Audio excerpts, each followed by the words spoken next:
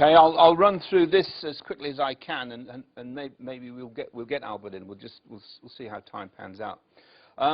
What Robert Greene was telling us is one incident amongst so many that we find it hard to comprehend. Okay, what we've got is examples of where the police and the judiciary and key people in government, local and main government, are colluding in corruption and paedophilia. And Brian will tell us about that later on. The key point is, as Mike has said, is that we can no longer rely on our representatives to do anything about it. We have got to take control. Okay, that's we the people. These people are no longer doing their jobs properly. The police, the judiciary, or the politicians. Okay, and that's why the British Constitution Group make the case for lawful rebellion, taking back control. Our campaign is to get 1 million people throughout the country signed up to lawful rebellion.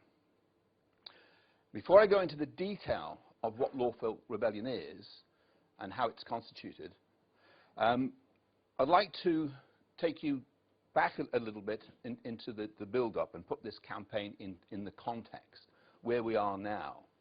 And in that light, I'd like to sort of mention the basic background, the architects of the European project. Okay. Now, what they did, they decided that behind closed doors, in secret, and without our permission, that they were going to divide and conquer. They decided that the UK would be devolved, Scotland, Wales, Northern Ireland, and that England was to be broken up into 9 entities to be directly controlled from Brussels. And this was to bypass our parliament and, of course, democracy. Now, John Prescott was given the job to sell this idea, and he pretended it was his brainchild, which it was not. And he sold it, or tried to sell it to the people as championing local democracy, right?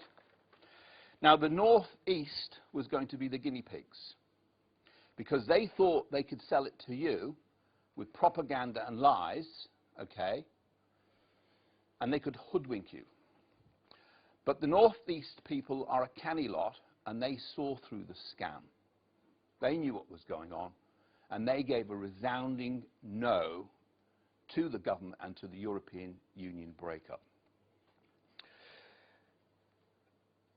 The quisling Prescott then had to go back to the European Union and explain that he wasn't going to get this through. So the question about having a local democracy through regional assemblies was scrapped, referendums were scrapped, and we were given them anyway. So much for local democracy, Mr. Prescott. The lie was exposed, of course, that their aim was not democracy, it was autocracy. It's a dictatorship. We then move on to Tony Blair and New Labour's promise that we would get a referendum on the EU Constitution. Named the Lisbon Treaty when the French and the Dutch rejected it, because once again they started to realize what was really happening. There was a dictatorship being put in place. So the French and the Dutch said no more. So what did the Europeans do? They actually converted it into the Lisbon Treaty. And the lie was that it was no longer the Constitution, but that's exactly what it was. David Cameron thought that he could win a few votes with his wheeze, which was if the treaty wasn't ratified, he would give us a referendum if he was elected, knowing full well that the ratification process would go through before an election. So that was Cameron's wheeze. Now that the Lisbon Treaty has been ratified, Cameron is quite categoric, stating that, well, it's been done, there's nothing he can do about it. Now that's a confession, isn't it? Who's running the country? Who will be running the country? Will it be David Cameron or the European Union? The European Union. So the result is, ladies and gentlemen, that we now have a European Constitution in place. Our European masters are dictating the terms, And our politicians have colluded to destroy our own constitution. The ratification of the Lisbon Treaty, with the full knowledge that that was a constitution and would override our own constitution, is an act of treason. And that is a very powerful accusation, but it's absolutely true that our political establishment have all committed treason against us, the people. We've been betrayed by our own politicians, and Magna Carta 1215, which is a component of our Constitution, provides a mechanism by which we can get remedy, and that remedy is lawful rebellion.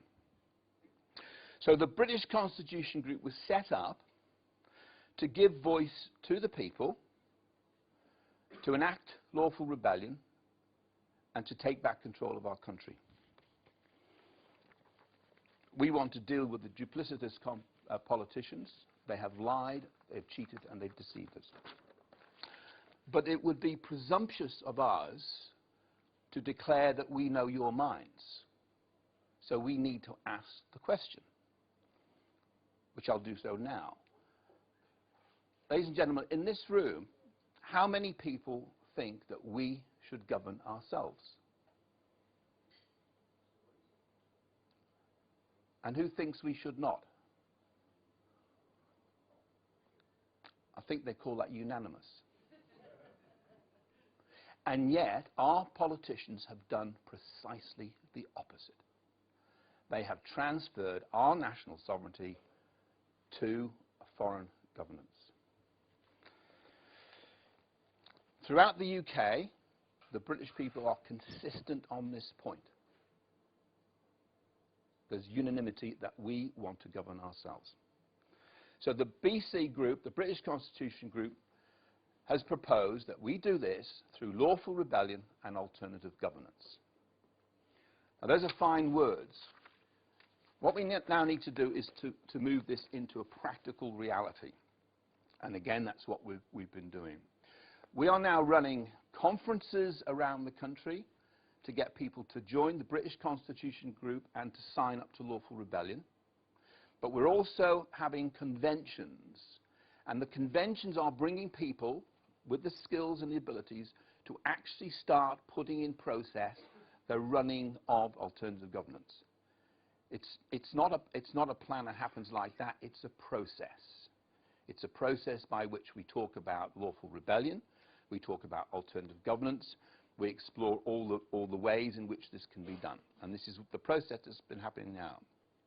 So 2010 will be a very significant year, because this is the year that we seriously stop all the talking and start the doing. So what we need to do now is identify key things. How can we take back control of our country lawfully and non-violently?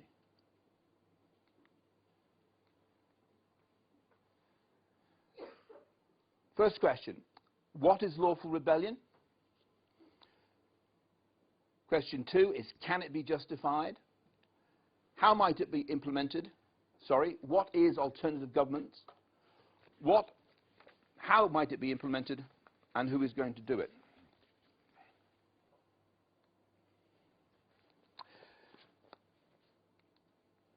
Lawful rebellion is the withdrawal of our consent to be governed by this or any government that will not hold up our Constitution and the rule of law. It is our right to do so. It is our right enshrined in the British Constitution, Magna Carta 61, that simply says that if our politicians, our leaders, break the law and they do not respond to our request for remedy, then we will go into lawful rebellion. And I just wanted to mention that I brought this up in court recently, and the prosecution and the magistrates and the clerk, the justice clerk, said that Article 61 had been repealed by King John's son, the next king in power, had been repealed. Well, Albert will fill you on the details later on, but the bottom line is that they cannot repeal our Constitution. That was a nonsense. This is a trick they use, okay? The Constitution is between the people and the monarch, okay? It's our Constitution. It was agreement not done by Parliament. The Parliament didn't even exist then, okay? And the only people that can change our Constitution is we, the people. So that is a classic example where they're trying to hoodwink us into thinking that we are no longer protected by our Constitution. It's an outrageous lie. And it's that it only applies to balance, to which I replied, that's insinuating that balance are different legal, lawful rights to common man. Exactly, and of course, and again, Albert would point out that who was standing behind the barons? The people, right? That's our Constitution, and don't be fooled by those lies, okay? The key point about being able to justify our actions is quite simply this, that treason has been committed by our own politicians. Neither the judiciary or the police have responded to our demands that they uphold the rule of law. And the other important point is this, is that we are now moving to lawful rebellion, but that is not mutually exclusive to what we're also doing, which is going through the process to the police, and Albert will go through the process with you when he does his speech, of how we're actually continuing to use the system that's in place now to try and get these people to wake up to what we're demanding. So lawful rebellion is acting in the same time as we are approaching the judiciary and the police to do their jobs properly. And as you can imagine, as we get close to our 1 million people, what are they going to be doing? They're going to be taking a lot more notice than when there's 10 people arguing the toss. I promise you that already talking in the House of Commons now about there's going to be a rebellion. And we know the courts are talking to each other. The courts are getting concerned. I personally have been in court and I've had 3 judges stand up and walk out on me when we challenge them. And we are developing a reputation for actually doing what we need to do to take these people to task, okay? So what can we do? Key point here is without the numbers, we can't do anything. That's the reality. Lawful rebellion is a romantic notion when there's 10 people. But when there's 1 million people, it's a very pragmatic solution to the problem, and that's the point. So all of the issues that I raise now is about, with the numbers, we can do what we want to do. We can create self-sufficient communities that can develop their own systems of banking and funding. Again, we have got people working on the banking scenario. So these aren't just conversations that we're having, these are actual practical issues that are being looked at and dealt with now. That's what the conventions are doing. We can legitimize our refusal to pay council tax and make private arrangements for those services that the councils are offering us. We can make our own arrangements. That is something we can do. And again, I've been in court challenging the council on their council tax, and I make the point that we don't expect anybody to do this at this point in time, because individually it is difficult. You've got to be prepared to stand up and have an argument with the judge and potentially risk being thrown in prison. Okay, so we don't expect anyone to do this until such times as they're fully competent in the systems that are being used. They haven't thrown me in prison, and each argument I have, I go through a process. The point is we can do this through the lawful process, right? We can block the actions of the courts and the bailiffs lawfully. We can stop them acting against us personally and against our property. And again, we don't expect anyone to do this until we've gone through the process, and we again are going through the process. I'm having battles with 2 bailiff companies in my own area, and I have given them notice not to come anywhere near me, okay? So I'm using my legal rights to say, no, I have withdrawn my consent to be governed by this lot, and I refuse point blank to pay taxes to them at the moment, okay? That's my choice. And as this process happens, we will give example to everyone else as to how you do it or how not to do it, okay? So this is a process. We can nominate our own sheriffs to take responsibility for our own lawbreakers, subject to our own definition of what they might be. So again, this is a process. In the same way that we can opt into, or opt out of their system, we can opt into our own system. We give consent to our own organization and take part in that.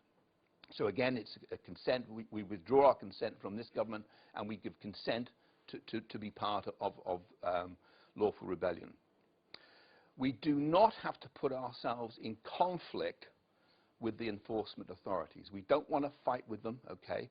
We merely have to explain to them, with numbers behind us, that we are putting restrictions on their authority against us. And again, with that, we can do this. We have the power to do this. We can tell the police, sorry, your authority no longer applies. We have our own arrangement. We're going to have tussles with the authorities. That's a reality. As we challenge their authority, we're going to have tussles. Some will win, and some we will lose. We are winning some. We are losing some. But every time we challenge, we're wearing them out. And as their authority, as our numbers grow and their authority wanes, we get more and more powerful. Okay? The strength comes from the numbers. We already have a number of successes. And a very few rebellious individuals actually have already made a significant difference. Just imagine what 1 million people will do, right? We are not advocating the removal or the overthrow of this supposedly democratically elected government. Our position is quite clear. If you voted for them, you're welcome for them. You are welcome to have them. But it's not for me, and hopefully it's not for our members.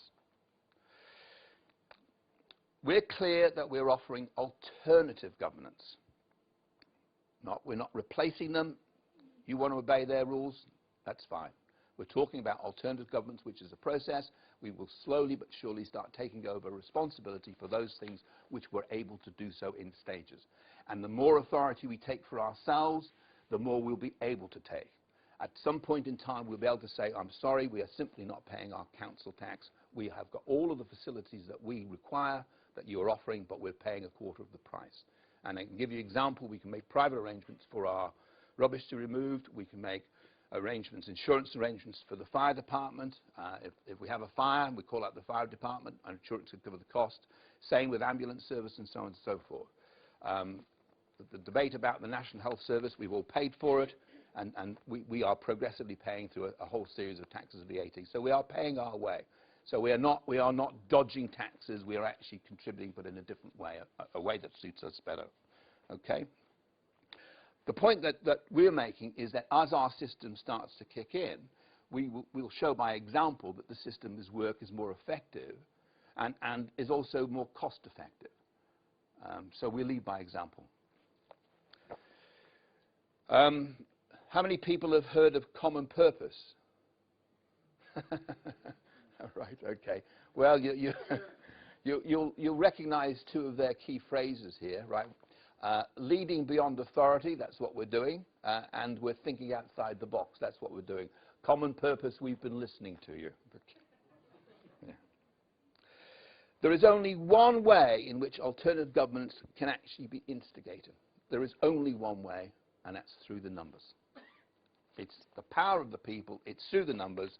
We want 1 million rebellious Britons prepared to stand up for their rights to govern themselves. It is as simple as that. And we need to stop talking about it and start doing. And the first thing that we need to do is to sign up to Lawful Rebellion. The process is simple. Go online, thebcgroup.org.uk, and I'll repeat that, thebcgroup.org.uk. Sign up to Lawful Rebellion. The process is simple. There's a pledge there. We are actually working through the pledge. We ask everyone to pay £1 a month. £12 a year is not a lot to pay for your freedoms and your independence to get those back. We do need the resources for the leaflets, for these meetings, and so on and so forth. So we're asking people to make that contribution as well. We're also conscious of the fact that implementation of alternative governance requires planning. And that's, again, is why I mentioned that the conventions are already underway. We're starting to bring together the planners. And on that point, we're actually looking for you guys to put yourselves forward as first points of contact and to offer ideas and a contribution as to how we wish to be governed. The process starts with the conversation, the talk now. The first points of contacts are individuals. We've got first points of contact here. We'll talk to you later.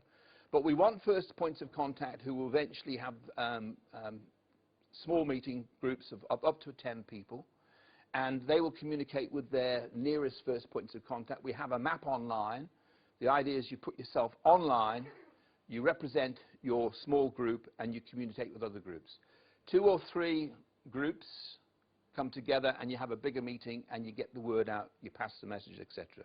So that's the whole process that we're going through now.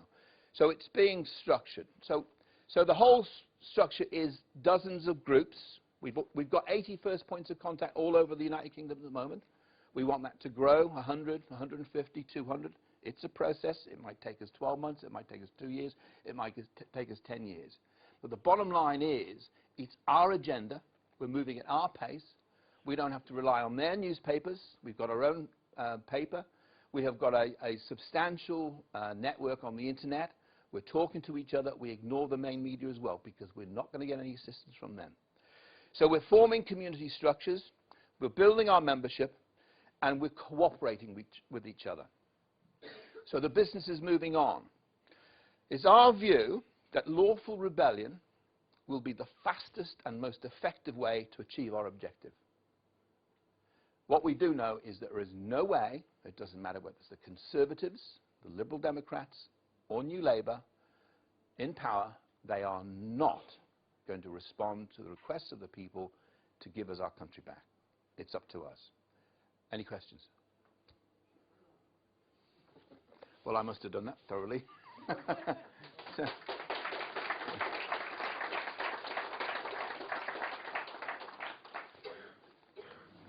you have an oath of office. I think it comes from my heart. I'm going to do my best. It's as simple as it could be. I think all right for these new members who went to pay the subscription to go and Russian, we still can't pay. Yeah, look, we're having a meeting today. The thing is that we've had an issue with PayPal, okay? And yes, you know, unfortunately. And we are trying to resolve it. We're trying to communicate with PayPal for weeks. And Mike has just found out what the problem was or is, etc., etc. So bear with us. It should be functioning in the next week or so, hopefully, or not now, that we're getting around this. So a lot of people have said they had trouble getting on the membership and so on and so forth. So it's work in progress. If you appreciate that, you know, we are flat out. I mean, just trying to do this whole thing together. But we get more and more people coming to us helping. And I can't emphasize enough, guys. Get online, sign up to the British Constitution Group as a member, and if you are in an area where there isn't a first point of contact, put yourself up as a first point of contact. There's nothing to do. It's just a point where people can phone you and say, yeah, yeah, and talk about it. You know, you meet in the pub, you adopt the pub, and you start passing the message. 2 or 3 people is all we need to start this thing rolling in each area, okay? Madam, you had... Could your organisation vote for UKIP? On the election front, okay, this is my personal opinion, right? The group has said categorically that we believe that the traitors in Parliament are New Labour, the Conservatives, and the Lib Dems. They're the people who have gotten to this mess. If you vote for them, you're voting for you know, traitors, okay? So we've advocated voting for all of the other political parties that advocate our independence, okay? And of course that would include the UKIP. But we're not taking a political position, yeah. The reality is, and this is my personal opinion, UKIP's policy is to revoke the 1972 European Communities Act. It would be declared null and void by the European Court. They've already done it. With the 1988 Shipping Act, okay, which said that only British people could own British fishing boats because the Spanish and the Portuguese were coming in and registering their ships as British companies and taking all our fish quota. So the British government introduced the 1988 Fishing Act, which said that that was unlawful. The European, that was an act of Parliament, our so-called sovereign Parliament, which they keep claiming, which is a nonsense. And the European Court ruled that was null and void. So there was already a precedent that the European Court can overrule our government. As long as our government acknowledges and recognizes the European Union, they have to recognise its laws. So if UKIP got into power and tried to actually, into office, not power, falling into the same trap, they call it power, because it's office. If UKIP tried to revoke the 1972 European Community Act, first thing was all the other parties would gang up against them anyway, right? And secondly, of course, the European Union would say, no go. And the issue there is that now that this government has given the European Union its own legal identity, its legal personality, the European Union stands equal amongst nations. And they could take the European court, the European government, to an international court, and whose side do you think the international court would come down on? They would come down on favour of the European Union, because it's quite specific in the treaty agreement that the UK government knew what was getting up to. So the UK government is in no position to actually reverse it. It would lose it in court. That would take 10 years and more. So meanwhile, we're all twiddling our thumbs, part of the European Union, and as each generation passes and passes and passes, the fact that we're an independent nation fades into the distance, right? So really, the bottom line is the only choice we have now, the only remedy we have, is lawful rebellion. But UKIP's main thing is to come out of Europe. But they can't. If UKIP takes the chalice of government, right, they pick up all of the problems inherent in this parliament. They could go to the people and say we're coming out. They can't fight us, can they? The European. Well, again, this is the bone of contention. This is the argument, and you know, UKIP are putting this forward as their plan. But I'm telling you now, my view is if they try to revoke the 1972 European Community Act, the European Court of Justice will turn around and say it's null and void, and they will create an international debate. But there's no law to say that the people can't ask their government to come out. The European Union couldn't do anything, and they're going to go to war with us.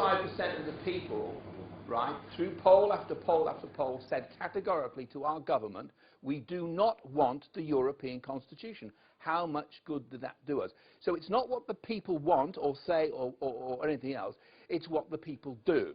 And at the moment we're powerless because we have no mechanism by which we can put pressure on the government. Once they're elected, once they're in power, this is not, remember, this is not a democracy we live in anymore. This is an elective dictatorship. Every 5 years or thereabouts, we get one day in which we get our say. And it's a bit like a gamble. Every day thereafter for 5 years, they ignore what we want. And we know that for a fact. So we have got to take things in hand, and we've got to build our power group so we can say to the politicians, now we're telling you what we want. We've asked you nicely, you've ignored us. UKIP gets into power, they pick up the mantle of government or office in Parliament, and they will be voted down by a European court. That is my view on that issue. But at the end of the day, they can still come out of it. We're still free to be able to come out of the European Union. No, they will override it legally. They will simply say to you, me, and everyone in this room, they will say, no, you can't. And they have now got the authority through their own European army. Don't forget this. Our army is depleted. It's a fraction of what it used to be in size and in strength, and they are growing. They've got sponsorship of 26 nations, right, in their army. They would claim the legitimacy for the basis of retaining law and order, and they would put their troops or their police force in our country to retain law and order. They would use the legitimacy that they claim to actually overrule our government. And it's a power issue. The only way that we can actually put any threat back against them is if the people have united beyond the politics of today, beyond UKIP, beyond Conservatives and so on and so forth. We have to be a powerhouse to be able to say, we don't care what the politicians say, we, the people, are governing ourselves. Thank you very much. So that's the process I believe you should follow. You want to ask one for me? Oh, I was only going to say there is one way of getting us out. Just stop their money, they'll kick us out then. Okay, again, this is fine. No, this is right.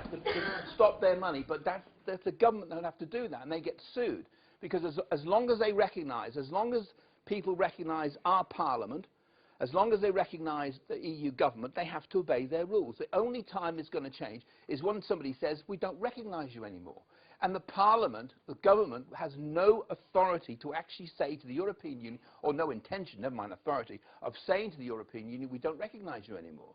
right? And that's the point. There is no mechanism in place to do that. And all the talk is nice. And this is the difference between talk and practical reality, is if UKIP get in and say they're going to do something, and then realize that the law of the European Union overrides what they say, what do they do then? Well, they would have the power of the people behind them. So Well, it's not as easy as that, because here's the point, right? Power of the people is a statement, it's a phrase. It doesn't mean anything until there's a practical application, right? Now, stop paying our council tax. This is a practical application. When we have 1 million people on board, right, when that happens, we will be asking everyone to meet in groups, and we'll plan our actions. And what we're going to do is we're going to stop paying our council tax lawfully, okay? And the system will start to collapse. As it starts to collapse, more and more people will join us. Now, what we're not going to do is not going to abandon the people who are employed. We will just have alternative governance. That's the point. We're not going to destroy the system. We're going to transfer the power from the elites back to the people. So it's a mechanism, it's a process, and it doesn't happen overnight. It proceeds. If I just add one bit, because this is a really hot topic, and we get asked, UKIP comes up a lot. Just a personal opinion. In all the work that I have done to date, I have never had any help from the leadership of UKIP. Absolutely none. That should tell you something. Have I had excellent help from people who are UKIP members? Yes. And what I personally see in this next election round, and somebody can correct me if you know better, is UKIP leadership has still not got the guts to talk about the real issues. They won't talk about the fraud, the corruption, the child abuse, and the treason. UKIP still will not talk. Gerard Batten does. He's talking all the time. My newspaper has got Gerard Batten on the front page. Yeah, he's a good guy. Treating him as an individual, but I am talking about the collective leadership of UKIP. Now, you may get upset about this, but it's gone on for ages. Our movement that we need to get individuals engaged, we've got to break out. Are you a Tory? Are you BNP? Are you a Green? It's got to come back to, are you a decent, upstanding, moral human being?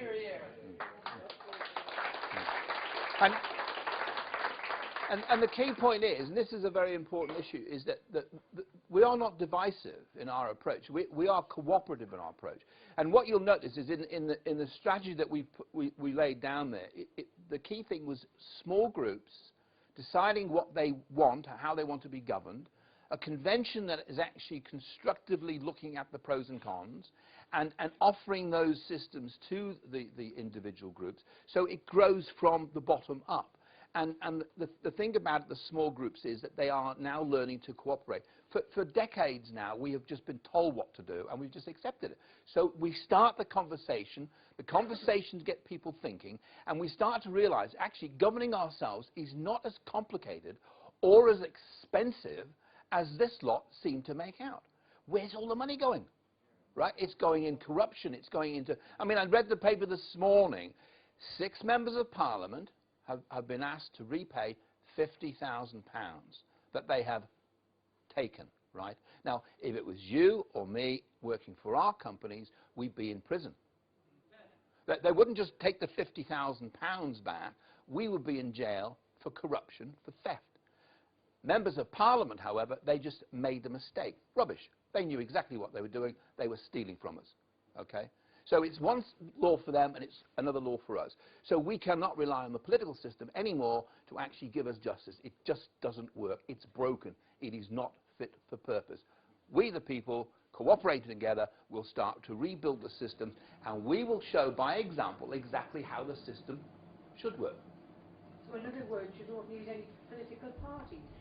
Well, okay, that's another debate for another day, but potentially what you have is with groups and individuals acting in cooperation, you're going to get people who have different views and different opinions and different ways of doing things. So you end up creating political parties, and that's a long conversation for another day. That lady there? Can I ask you to expand a bit on the banking aspect? Oh, yes. Right, do you know anything about money or where it comes from? No, but this is quite a basic question. Really. I mean, would you have envisaged eventually, if this is successful, a totally new economic system, basically, no more Yeah, currency, yeah. I mean, no again, this is the debate that boils up. But I'll give you a quick summary, okay? That my view, again, is my view, and my view goes into the pot with a thousand other views, is that collectively, the way money is created, it actually is created from nothing. I could write on a piece of paper now, this is worth £5, and I could offer that to that lady there and say, please take this for payment. I've just made the money out of nothing. And you would take it from me subject to you being able to offer to someone else at being accepted. And just for the exercise that that gentleman behind you accepted that £5, you could then offer it to that lady there, who then, for services that I would render to you, or you to me, you would give me that £5, and I would take that £5 back because it's legitimate as far as I'm concerned. I started in the first place, at which point I would rip the money up. Okay, I would destroy that £5 now. What's happened is the service between myself and you and that gentleman, you and me, has happened. So money is a means by which trade and services are provided. So the money itself doesn't have any value. And what we've got at the moment is the banks are creating money from nothing, but they're not giving it to us to use for our benefit. They're charging for the privilege. Where did they get the rights to create our money? Government should have that authority and power. So in looking at the alternative government, we are looking for an alternative money system as well. And it does literally mean creating the supply. The other thing that I would note in that system is with 1 million people, the object, the exercise, the ideal is to have communities where we're self-sufficient. We've got our plumber, our baker, our candlestick maker, our mechanic. We can provide our food, all our services, and then we can actually operate that system by setting up bank accounts so that we can digitally transfer the services from one person to the other through the banking system. So that idea is underway. It can't happen overnight because you need the numbers. It's a numbers game. I mean, my view is that unless you replace Mr. Rothschild and all his friends, That's exactly we the will point. never Yeah. solve anything. We have to set up a system that is entirely independent of the Rothschilds and so on and so forth. And the only way we can do that, of course, is through having enough people to be self-sufficient. All of our services, if we can provide within our communities all of the services, then we can literally push that system to one side. Now, that gives us the authority to deny their taxes, deny their ability to penalise us, and so on and so forth. We set up our own banking system. That in itself is a complicated story. So, as I say, this thing is not something that happens overnight. It's a process. But those conversations are being had now. And if you have an interest in those particular areas or contribution to make, you should get yourself into the conventions which are happening throughout the country. How do you find out where they're on? If you go online to the BC group, the conventions, right, we're inviting people who have a view and opinion as to how we should supply our food to get involved, our money system to get involved, local government how to get involved. So all of those issues, we're now talking about those things, and we want people to come out of the woodwork, if that's the right expression, to actually start getting involved in that system. I mean, the problem you say, like, you seem to, my impression is that you've got a bit of time to play with, but do we? I mean, these guys want a one world government, one world currency, chips, you know, no more cash. You know, there is some deadline. We can only move. Some point. Yeah. Okay. All right. We can only move as fast as we can move, Yeah, and this is down to the people. If within this year we get 1 million people, the job's done. But we can only do as much as we're doing. So we're expecting you to pass the word, get the message out, explain the situation, and the other thing is, without getting too complicated about the whole thing, right, is that a lot of people just don't understand this. They have not got a clue. We reckon, our estimates is probably between 5 and 10% of the population are actually clued up. The rest of the people have their heads in the sand. They don't know what's going on, and even when you tell them, they don't believe it. And it's exactly the same situation with Robert Greene's story. Some people will say, that's too unbelievable. I don't believe that. Right? And it's only when Robert comes together with all the other people that we've spoken to that people start to say, well, there must be something in this. And then slowly, surely, they start to believe it. the monetary thing, they will understand as we explain it slowly, and so on and so forth. So there is a means by which we're actually getting the message across, but we're doing it on the solid basis of our Constitution. People understand that. It's a simple message. And that's why the British Constitution Group is actually getting the message across. It's about the Constitution. It's about the rule of law. Everyone understands that. So I was thinking, another part of the reclaiming the financial system, we could look at how much they're spending on these unlawful wars waged around the world. Yeah, yeah. Big war on terror. Yeah. Like that, you know. Yeah. That's probably one point they'll insist on. Well, 1 million people, I don't know if it was 1 million people, whatever, but marched in London about the war in Iraq. They didn't want to go to war. And Tony Blair, who said he was head of the armed forces, of course he's not. Her Majesty the Queen is the head of armed forces. And somewhere down the line, something's going wrong here. That you know, we've got the armed forces are being sent to illegal wars and so on and so forth. So all of those issues have to be debated and discussed, and that is part of the process as well. Localisation is pretty much the answer to the globalisation problem. Yeah. There's a few people, especially even in the northeast, who made, I don't think you see it yet, but you might find it today. Freeman on the land known as Michael, Free Planet.net, wrote a lot of good stuff about localisation.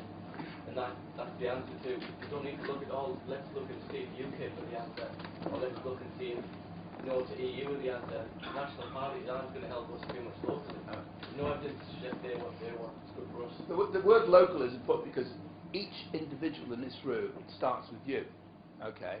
And then you join with, it's not about somebody else, it's about you. And you join with another person. When there's 3 of you, you can quickly grow to 10. The other important thing is about linking with all the other groups, right? Some people are free men, some people are constitutional. There's a whole range of different people, but they all have one objective, and that's to take back control of our country.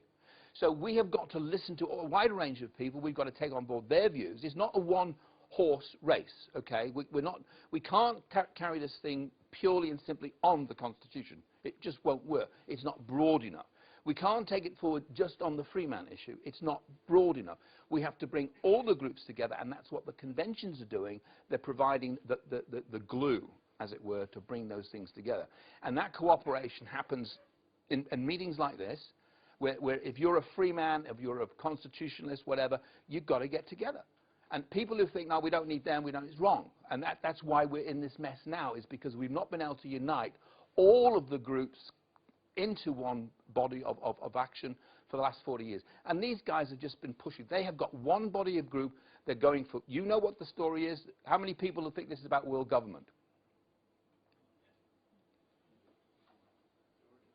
So right, there's a very strong element here that we think there's, some people don't. Some people don't think it's about world government. They just think that the politicians are lining their own pockets. I personally believe that this is about world government. This is what's going on.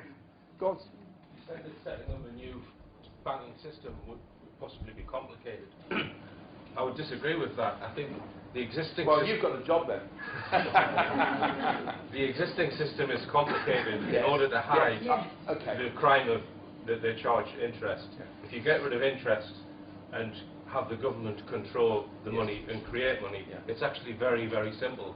The complicated bit is convincing the population of that. Okay, now, all right, now the point that you've made, this is interesting, that I've been studying the whole money thing for a long time. I've actually started down this road about 35 years ago, and there's something in the back of my mind that wasn't quite right about the money thing. And slowly but surely it's come together.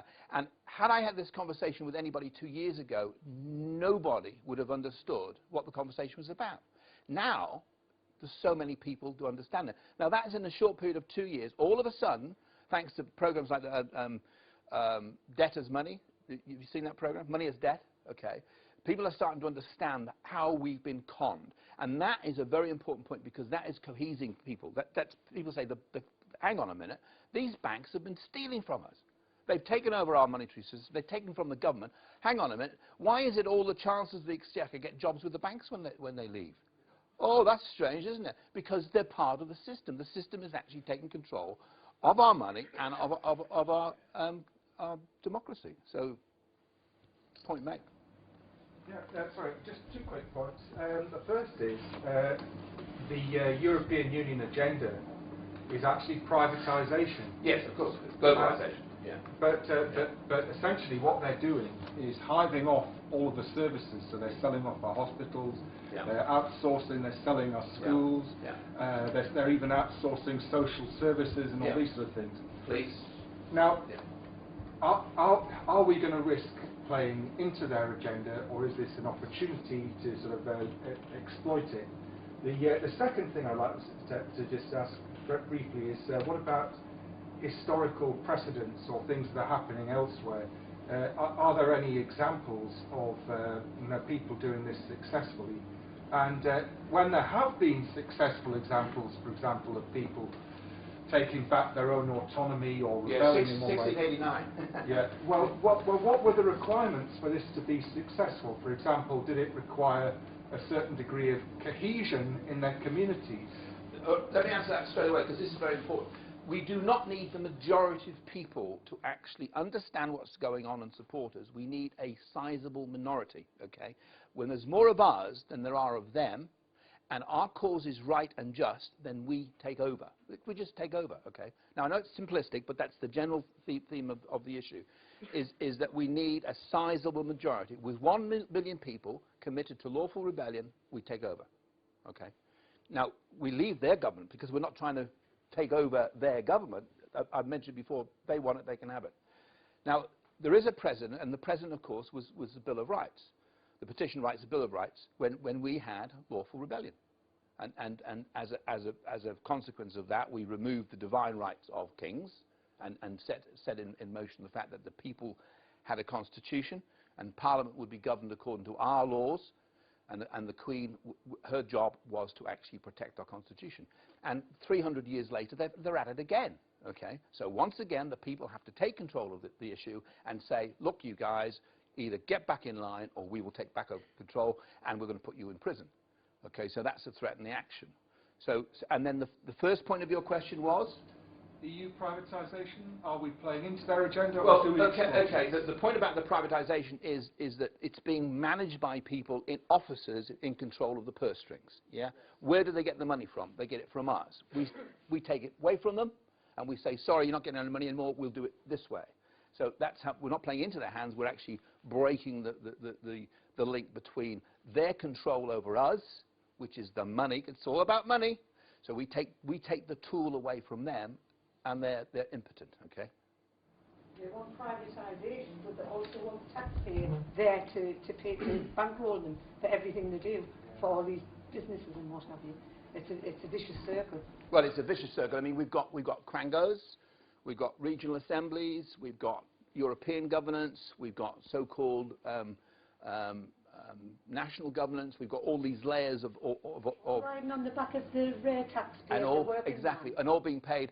I mean, before we had regional assemblies, we had a councillor, the head of the council was being paid £40,000, and that went up to 50, and then 60, and then 70, and 80. Now they're getting paid £200,000, right? And the argument was that these people had to be attracted into these jobs. The top people, they were there already, right? They didn't have 200,000 to attract them in the first place, so that's a lie. It's another deceit. The reason they're getting paid £200,000 is because that's how they keep their mouths shut. So they won't tell us what's really going on and where all the money is being stolen. And there's a whole series of rackets that are going on. And all of these contracts that are being passed out for running the schools, for repairs of the schools and repairs of the roads. This is all part of the system. The whole, and oh, it's my brother's mate got that one. Thank you very much indeed. We are being skimmed at every single. Sorry? The Taxpayers Alliance, because they're heavily, of course, into, from a grassroots level, and we're approaching non-job of the week. Yeah.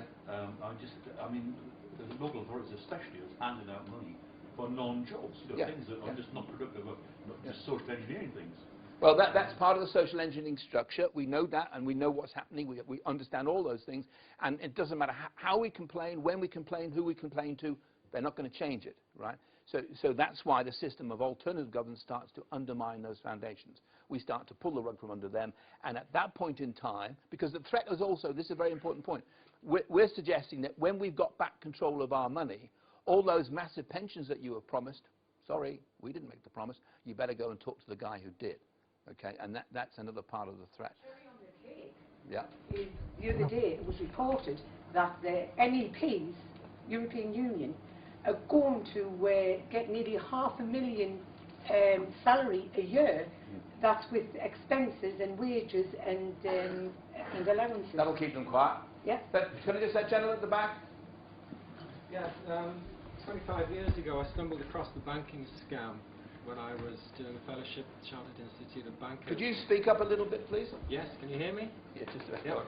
About 25 years ago I stumbled into this, became aware of the banking scam, and to cut a long story short, between getting that fellowship and the current day, I've considered one thing. What happens when the people find out about this? Here we are living it now. Yeah. I am hearing dozens of different theories about what we can do, what the people can actually do. Yeah. Mixed into those theories is a lot of social engineering exercises that are coming out about replacement monetary systems, which are being put in there by the very people who impose this system on you. Just to keep a bit of confusion going. Because, and this is the key, this can be stopped tomorrow. They issue our currency as a debt. That can be stopped tomorrow. Question is, how do we do that? And there is one simple answer to that, and it's almost so simple that people miss it. But I've pondered this and studied it in detail for the best part of 3 decades. All you have to do, because it is a scam, a fraud, a crime and a lie and anything else you want to call it, all we have to do is get an official in the public eye and ask them how they can permit a private institution to issue our currency as a debt, when in fact tomorrow they could change that. Well, they've got that covered. Yeah. No, go on. Well, what they will say is they will say the Bank of England is owned by the government. Well, we can prove that it's not, you see. Oh, well, you've got the Bank of England Nominee Act, okay, which is their umbrella. No member of Parliament can ask about the Bank of England Nominee Limited. The ownership of the Bank of England is through the nominees, and that's how they run the con. If you ask a member of Parliament to ask a question about the Bank of England nominees, they can't do it. It's been banned. Don't ask me why, but they are. I understand that entirely. So imagine that member of Parliament, and we'd want someone bigger than an MP to do it, but somehow you get them in front of a TV camera on a live broadcast and you ask them the question. That's one way of doing it, but I have considered this further. There's another way of doing it, and all it actually involves is asking the question in full public view. There is little point in pursuing other monetary questions as to how we're going to make the system work afterwards, because if tomorrow we could have our currency issued not as a debt, everything else can then unfold from there. And these people are cut off, incidentally. Their finances gone like that overnight. Well, I mean, you've obviously thought through this process, and as many others, and again, you should be part of the convention, because it's people with some knowledge talking to other people with some knowledge that we are actually building the consensus and the option. 3 years trying to get the public in this country to stand up for this one issue, because there are many issues, as we're all aware, but this one issue happens to be the one thing that the people can actually change if they get up off their butts and actually physically do this. And I don't mean violently, I mean just literally go and challenge them. Do we have any idea how close or far away we are from this target of 1 million people? We don't talk numbers. We don't want them knowing what we're happening. We're obviously monitoring all the time. Look, you'll get a feel for it. You will know, because you'll be talking about it. It's starting to happen in the banks, in the cafeterias, and work, and so on and so forth. You will know. You'll get an instant for it. Yes, a minute, it's less than 1 in 60 people. Well, the point is that this process is not going to happen overnight, okay? We do not know whether it's going to take us 1 year or 2 years or 4 years or 10 years.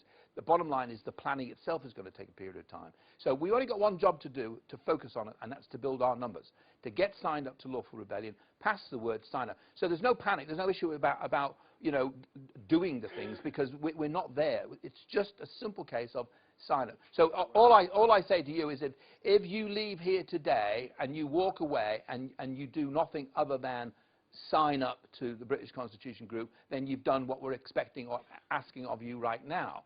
And then progressively we will ask you to come to us and say, well, first points of contact for these areas here. So the process is in your hands. It's not in our hands. We've done our bit now. Sir? Yeah, sorry, I apologise. I'm slightly late. I had another appointment. I missed the initial presentation, but you mentioned it's all about money. Well, certainly a lot of it's about money, but it's more than that. Yeah. It's about, I believe, it's about one world government. Yeah. Where they're masters of their slaves. That's exactly the point. And we can't do anything about it. We're finished. So, I mean, if it was just about greedy people wanting to buy a big yacht, Lamborghini, and have a few, contrabands on the line, that wouldn't scare me, but it's one world government to me. It's blazingly clear, and this money crisis has... Yeah. But remember, those people running this one world government system are very, very few people. And their power comes through our ignorance and apathy, okay? We are no longer as ignorant or apathetic as we used to be, and we are getting more interest in what's going on. I mean, if we advertised a meeting like this 2 years ago, there'd be 2 or 3 people here, okay? And next year, this room will be packed to the hilt, and it is growing daily. And it's up to us to start talking about it, to start. Have you heard about the British Constitution Group? What they're doing, why they're doing it? Do you know about, if you're comfortable talking about world government, go for it. But, a lot of people glaze over still. So you've got to, I'll tell you what's going to happen, okay? And this is, again, my personal view, is that these people are happy to take the money and the wealth and the comfort and the luxuries, providing there's no threat to them personally and their lives, okay? The threat that's coming up behind them very, very rapidly now is that we're going to put you in prison. We're going to put you in a grey box with a cell for the rest of your lives, and all the money in the world will not give you any comfort.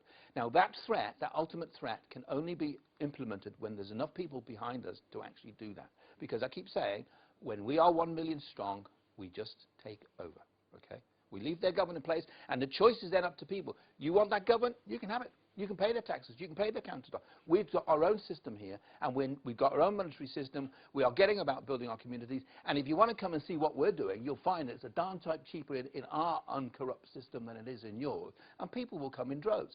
And as they start to come over to our system, the people that they use, and remember, these are puppets.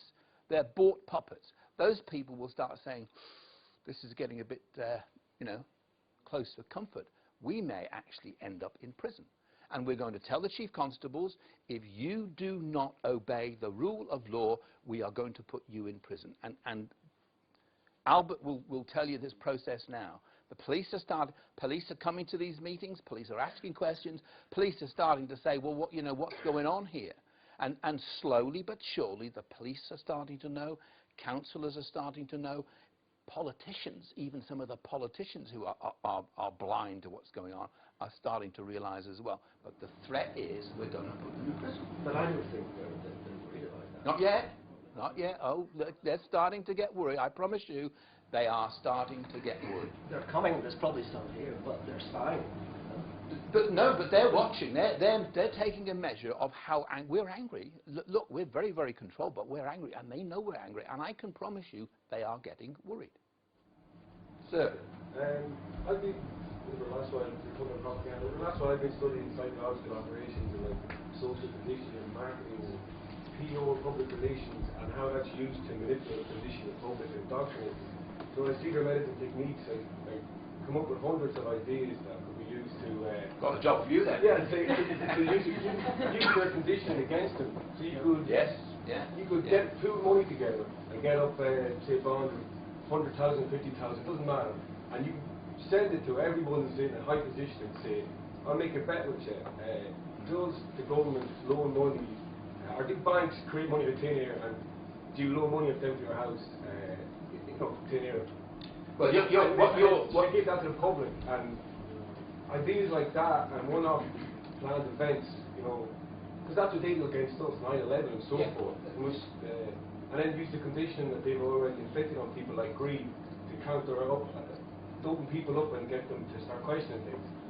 And I think that's Well, must form a strategy, a psychological strategy to counter their psychological warfare strategies, and then also form strategies to break down their positioning. Because that's why, the military, all the top militaries are invested billions and billions into sociology and psychology and conditioning people from all sorts of things. So we need to step up to that and respond back. Well, we can. This is brilliant. If I may, get a chance to talk later, I'll come back to you because I think this is. Yeah, what you're suggesting is exactly what we're doing. It's a case of identifying the way they're using the systems and actually reversing the process, okay? And in very much the same way, some people are scared to do things because they're going to go to prison, okay? We know that we're right. We know we've got just on our side. And so we can reverse the process and say, look, guys, we're asking you to defend our liberties, our freedoms, and our Constitution and the rule of law. You're not doing it. If you don't do it, you're going to prison. That's a threat that we're going to live up to, okay? So they need to know that, and they do know that. Sir? A very useful tactic, practical tactic to lawful rebellion, it falls under that, is naming and shaming. Lawyers very often. What Rob was doing today, naming and shaming again. Yes, and also corrupt council officials and all these monkeys, in the way I regard. That's very polite, sir. Well, they deserve that. And for example, the organisation to which I belong, we've been doing it for 8 years. May I ask which organisation that is? Scotland Against Crooked Lawyers. Oh, okay. Excellent.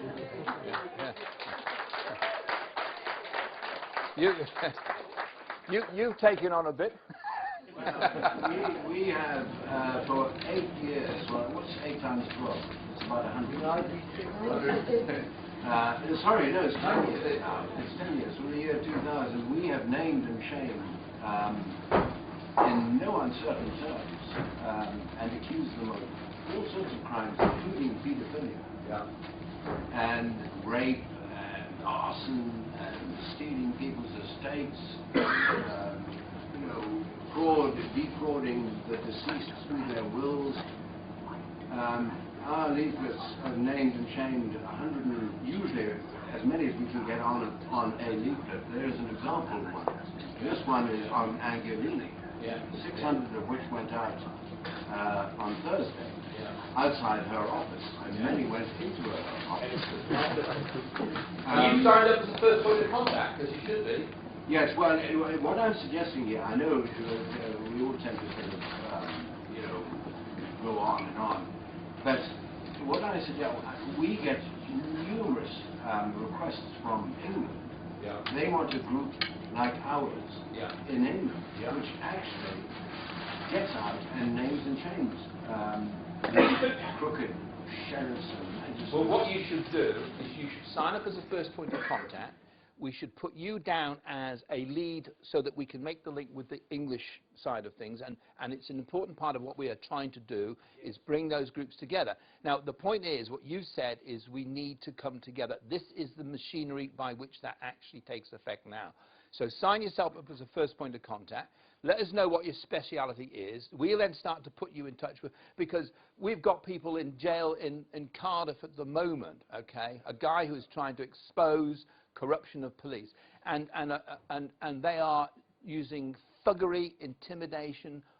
It's disgraceful that they have got a bench judge on the bench, and this sort of thing needs to be stopped. But there's a half a dozen people there, and they can just ride roughshod over half a dozen people. And that's why when these people go to court, when these people are being taken to court by these corrupt policemen and the judiciary, we need 100 people in the court, right, sitting there watching the judge, because that judge will think, uh-oh, things are changing. The mood will tell him, and that judge will think twice before he gets, puts across a corrupt judgment. And this is the thing, the power of the people. We're not using the machinery we've got. We know what we have to do. We have to come together, and as I keep saying, when you leave here today, sign up, become a member of the First British Constitution Group. Sir, make yourself a first point of contact, and let's start this ball rolling. Sir. May I just finish my point? Sorry. The lady over there, who I think is very courageous and resourceful, you know, we the people, she keeps saying, like Jefferson, you know, the American president. People can, the way we've done it, I'm not claiming anything particular here, but you've got to get just a court trio, 3 or 4 people, and they can go down to the magistrate's court with big leaflets and a picture of the judge and say, you're a crook. Yes. Now that demeans, and people prefer past, that demeans them, and slowly people will join, and it is an extremely powerful tactic to name and shame, and when you do it, and I do suggest to people, that lady is quite capable of doing, never do it alone, they'll imprison you. Have 6 or 7 people, and be absolutely to the point, accuse them of whatever they've done. Obviously, you've got to be sure of your facts. And that, if that happened repeatedly over the country, it would be an enormous contribution to lawful rebellion. Yes. Well, it's part of the machinery that we want all of these individual ideas, groups, organizations to come together so we can put it under a single umbrella, because power is in the numbers and power is in our ability to coordinate all those groups, okay? So, sir. Well, if I could just, because you've mentioned about the courts, but that's what I wasn't going to talk about that.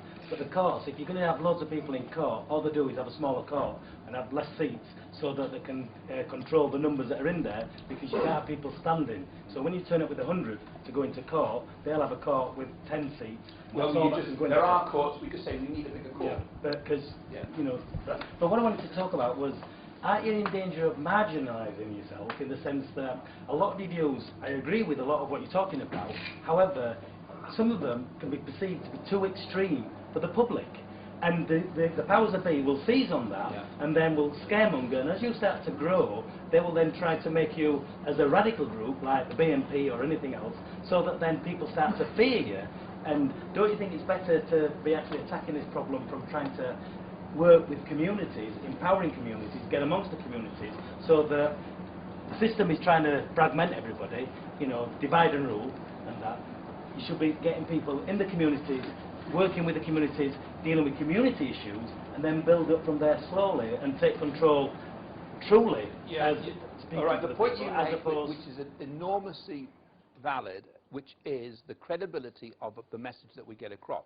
And Albert is a great advocate for the fact that we are the British Constitution group. Okay. Now, the reality of the situation is that we are attracting a large number of people, but our message is it's the British Constitution and the rule of law. That is our message. Okay. And we can actually get a measure of what you think and want to hear about just by the questions that you ask. So we can quickly gauge how far we can talk about the various issues. And our approach, the British Constitution Group approach, is that it's our constitution, it has been broken, the rule of law has been broken, and that is the message that we're taking to the wider audience, okay? But whether we like it or not, the wider audience is coming at us on a very broad number of issues. And our job is to bring all those people together, all and sundry, on the simple and single premise is that we all want to take back control of our country. So.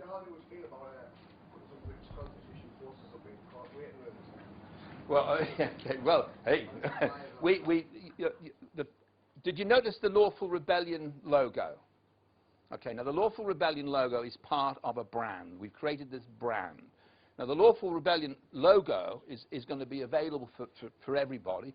Sticky labels, which, you know, unremovable, ideal for police cars, right? Seriously, it just says Lawful Rebellion. There's no connection. Now, what's happening at the moment is all of the groups, all the various groups that don't have any connection, but we've got the Truth Movement and so on and so forth, are starting to put the Lawful Rebellion logo up on their website. So we're approaching these groups, and up goes the Lawful Rebellion website. So the police car with Lawful Rebellion, he wants to know who's done it. He's, right, wasn't me, Gov. Okay. Bus stops, buses, libraries, courtrooms, you name it, they're going to start appearing. Okay. And 50 Lawful Rebellion stickers We asked the local post office to put them up. The retailers are very cooperative in this because they're being oppressed by big government, okay? So that Lawful Rebellion logo is going to start spreading. And people, do you remember the orange launch? Do you remember that? All it said was that the future is orange. Just orange colour. Think, what the hell's that all about? And people are asking what's very clever marketing, okay? Lawful Rebellion, the same thing. What's Lawful Rebellion? Lawful Rebellion. Up comes all the websites, okay? That's interesting. And people who have a particular subject, be it paedophilia, be it the council, be it the fact that the courts, the judges, or the local lawyer has ripped them off, Lawful Rebellion, you know, corrupt judges or corrupt lawyers in Scotland. There's a site for them. So all of these issues can be umbrellaed under the Lawful Rebellion issue. The British Constitution Group is carrying the message. The banner that we carry is the British Constitution and the rule of law must be respected, and that's how we're taking this thing forward, okay? The problem is this Labour regime under Blair and Brown have already created 4,000 new crimes, so they could easily produce one more, you know, which is, you know, they could even frame it as they can't arrest an anti-litter thing, you know, that you're it's graffiti, you know, you're looking up the and who are they going to arrest? And this is the point, the Lawful Rebellion is a brand name, that they won't be able to arrest anybody because it wasn't MIGA. See, we're street smart. We know what the process is. We know what we have to do. We know that they're looking for an angle. You made the point that they will try and divide us. They will try and cause extreme and so on and so forth. And we're aware of that. We're not daft. So we're aware of the situation, and we're stepping forward cautiously. We're putting in place systems now. And I'll give you an example, right? First points of contact all over the country. They are organising their own groups, right? They've got, there's dozens of different names of the groups. They're not all called the British Constitution Group, but they are affiliated, associated and involved, but they are different groups, and they've got their own websites. And they've got Lawful Rebellion. And we don't share the numbers. We don't pass the names around. We don't have a membership list. We don't have a hierarchy, a structure, a leadership. I'm here today, but next week it'll be someone somewhere else. So the whole thing is fluid, and it's about other people stepping forward and organising their groups, and those groups, and this is the key, those groups of 5, 10, 15, 20 people, whatever it is, communicating with the next group, which you'll see on the internet. Go on the internet site. Go to the map and you'll see your local region, you'll see a couple of groups there. You phone them up and say, oh, I'm in a group down the road, there's 3 of us, how many are you? Well, there's 5 of us, well, do you fancy coming over for a pint? You talk the system, you pass the word, and 5, 10 people meeting in a group, in a pub, every month, whatever, people say, oh, what do you guys do? And of course you leave your leaflets, Lawful Rebellion leaflets, so the word spreads through the system. We don't need their newspapers. We don't need their media. We don't need their television. We need the people, and that's how the system works. Any advice, any tips, like how people can look out for infiltrators? Well, you can't infiltrate. We're like jelly in their hands. Well, they might be they able will to try. They will try. Can I just answer this one? We're getting into a classic trap, which is where the other side wins us, which is we're all getting fearful. If we do this, they're going to do that, we're going to do that. Forget all that stuff. Right?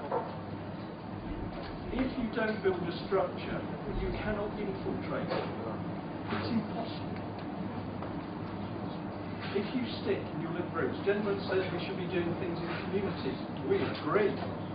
Little group in a community, could be in a city, a community, could be out in the countryside, wherever. That little group, all it's interested in is rebelling. If in the community the big issue is they don't want the Tesco supermarket on the doorstep, that's the rebellion. And you do your thing. We don't want to know, we do not want to know who your contacts are. If anybody says to you on the telephone, oh, can we have a list of who you're working with, don't give it to them. That includes me. The whole thing is, if you want the term, it's a resistance movement. You operate in little cells, you work with friends, you work with people you trust, and if you think somebody's not quite right, trust your instinct, don't work with them. But you have to talk to other people, because these people have got to be so frightened they won't talk to another person because they may be on the other side. So first of all, you've got to talk to people, but be discerning.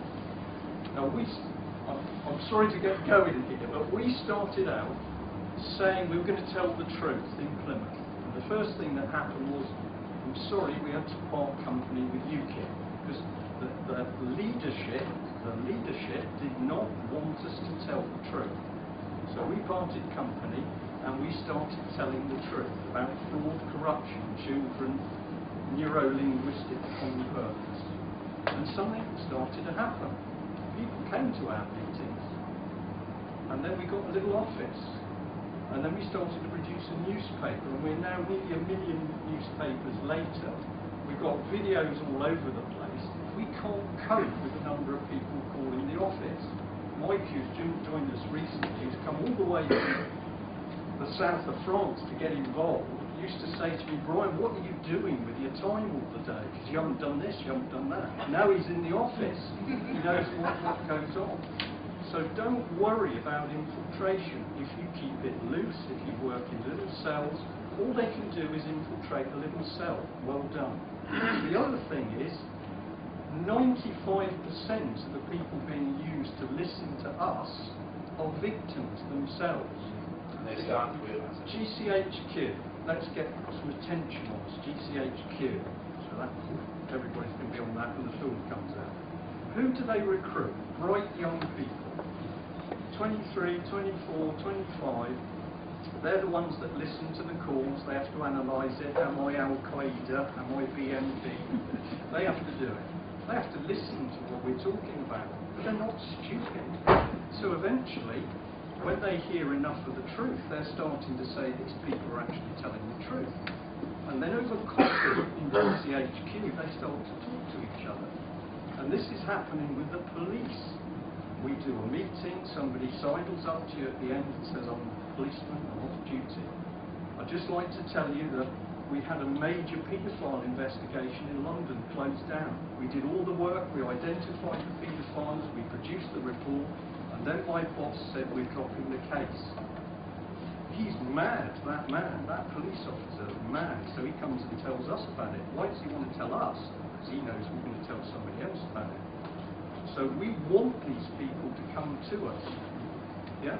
And you will find that people in the GCHQ people are not all bad, MI5 people are not all bad. It's always that there's corruption in the organisation. So don't be frightened of these people. We want them to listen to us. We want them listening to phone calls, because then we can tell them the truth. But what we don't want is the little trick of collapsing an organisation. And what they do is they infiltrate, they create friction between people. They love it that they can play one person off against the other person. You spread some lies, you spread some disinformation, and the next minute it closes down. The Magna Carta Society, I'm told, if you go and look on their website, it says they've closed down because of the action by a small number of individuals disrupted their organisation. Why were those individuals able to do it? Because they had an organisation. But if you don't have a structure, and particularly a hierarchical one, a pyramid, you cannot infiltrate it. That's why Viet Cong guerrillas stayed in little groups in the jungle, and they caused, I believe, some big problems for one of the best, largest armies in the world. Sorry, Albert, can't be the best. But, yeah? So we've got, yeah, that's right. We've got to grip these people. Can I just make the point? We're being approached by doctors, barristers, coming to us and saying, we now get the picture, and we're seeing these common purpose things. So they're coming to us. And the other important thing is I'm hearing about British Constitution Group meetings being held somewhere. I didn't know anything about it. Brian doesn't know anything about it, because people are actually taking action. So this is happening, and people are having these groups, and I'm getting letters in the post saying we had this, we did this. And again, the map on the internet is designed so you can communicate the fact that you're having a group meeting with other groups, and we don't know anything about it. That is exactly what we want people to do. And what they talk about, What they do is entirely up to them. So this organisation now is organically grown. It's individuals taking responsibility, and how better can you take control of your country than when individuals start taking responsibility themselves, and that's how it's working. Can I just say a quick something? Yeah. People power. We've got a little town just outside of us called Tavistock, we know it. And a McDonald's moved in, and they didn't want a McDonald's. Within 12 months it was gone. Nobody used it. They all joined together and said, we're not going to use it. Nobody used it. The only business they got was a few people passing by. Within 12 months it was shut down. That's people power. Shall I close down? Yeah. One more question, then we're going to close down for lunch. Mike, is it going to an hour's lunch break? We'll have an hour's lunch break, so we'll actually nominate the time that we come back. And then Albert will tell you the way that he's running the treason campaign, okay, which is interesting. So can I have your question, sir? No, it's not so much a question as such, it's just to sort of reassure people in here with that type of viewpoint. We hold a meeting every month, and the last Sunday we... I didn't know that. Yeah. Well, the last Sunday we had, we started the meeting off, and it was like one person, two more than right. And it was 9 people. Yeah. Now we already got the list built up to 40 people. It meets in the Bridge Hotel every Sunday. I mean, if you were interested, every third Sunday of the month. Can everybody in our group just put their hands up to show how many of us are actually here that actively meet every month at the minute? And it is actually being encouraged. That will grow, that will go to 40, that will go to 100, that will go to 200. There's no stopping that movement now. And the only difference between it being 20 people and 3,000 people is this. Okay, so you guys now, it's in your hands, and if each and every one of you go out today and get one person and meet at that pub, is it big enough? Well, we might need to look at bigger premises, but another point that Brian mentioned was, we had the same thing, and Mark, my colleague at the back, will agree with it. People were saying, well, we need to be careful, and Mark said, no, if you feel you need to be careful, that's the very thing you need to communicate about. What I suggest that you do is adopt a pub, go to a pub and say to the landlord, right, we'd like you to show our lawful rebellion sign in your window, whatever, okay. They may be restricted because of the license arrangement, so just leaflets in there. And then split yourselves into 2 groups with different pubs, right, so you can spread via pubs. So if there's 40 of you, what you should try and do is have 4 pubs. And move from one pub to the other. Now, what will happen is people say, who are these guys? And every couple of months, all of you go to one pub, so there's 50 in a pub, and we're going to have logos, we're going to have the labels, we're going to have the leaflets. So people start saying, what's going on here? You know, curiosity killed the cat. Well, we don't want to kill the cat, but you know what I'm saying,